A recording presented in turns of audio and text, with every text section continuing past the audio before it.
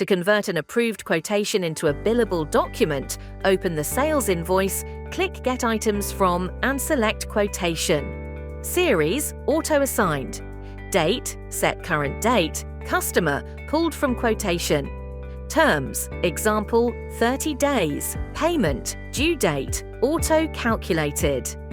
All fields autofill from the quotation, including customer, item, and tax details.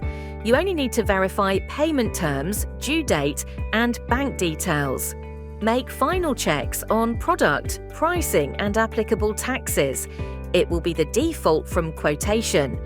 Once confirmed, click Save to go under Draft mode. Then click Action and select LHDN Validation. The invoice will be sent to LHDN via API for verification. A message will be prompted after a few minutes. Refresh the screen for updates. Ensure to check the invoice URL and LHDN status. We encourage you to explore our full video series to learn more about using Invoix.biz. Our team is ready to support you. Thank you for choosing Invoix.biz, your trusted solution for efficient, compliant, and professional business management.